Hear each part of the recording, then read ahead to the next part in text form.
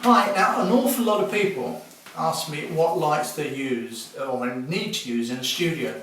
Well, really there are two choices. There's flash or there's continuous light. Continuous light that's on all the time. Now, flash has the great advantage of being able to stop something in movement. Now, there are two basic types of flash. One is this type of speed light. It's an off-camera flash that can be held like that when you shoot, can be held like that when you shoot. It switches on and off very easily and it makes a very nice flash when it goes off.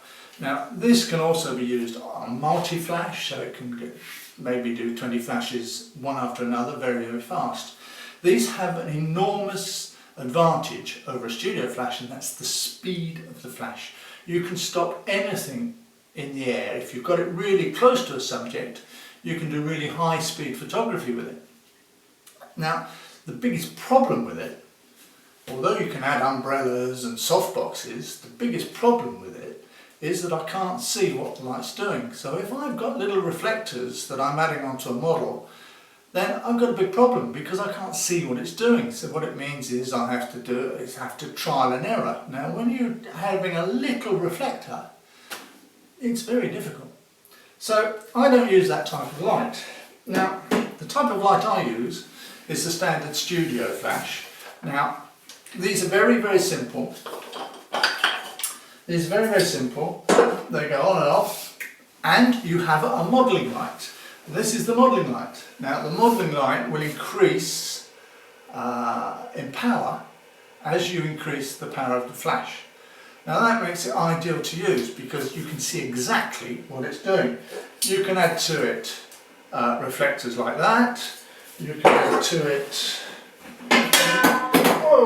much bigger things that are called beauty lights. You can add umbrellas, you can add snoots. So this would be considered really the professional way of working.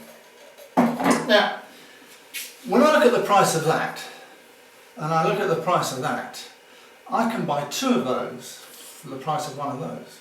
So it becomes an interesting proposition. I'll just turn that off because it's a bit bright. Now, the problem is working outside. With this, I can work on location quite happily. With that, it's more of a problem because I either need a power source or I need a special sort of battery pack that will convert the power in the battery pack to 210, 220 volt. Now, okay, that's more expensive and it's a lot of stuff to lug around, but I promise you these are super to work with. Now, there is another way, and that's the continuous light. Now, with continuous light, we can use, and these are perfect, really, this type of bulb, and it's the economy bulb. Now, this consumes no electricity, or very little electricity. It's 5000 Kelvin, or 5007 Kelvin, which is daylight. So it's exactly the same colour as a standard flash unit.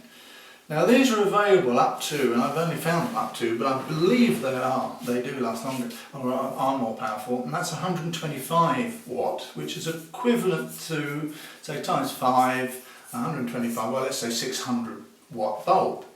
Now, if you can get hold of reflectors like that, and they should be available pretty easily from second-hand shops because everyone used to use them for the old photo floodlights, if you can get hold of, say, 3 of those and mount them in a bank, and what I would do is mount them in a bank behind tracing paper, maybe 2 layers of tracing paper, will give you a lovely soft light. This becomes a very good way of shooting studio stuff.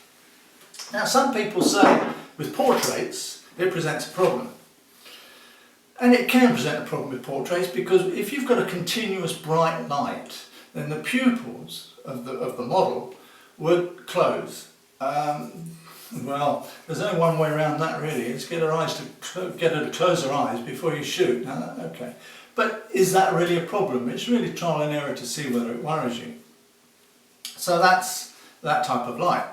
Now, right, now there's one thing we must remember whenever we're working with these flashes, with any other light, these economy bulbs, One thing we must remember is to set our white balance, because every lamp of course has a different colour.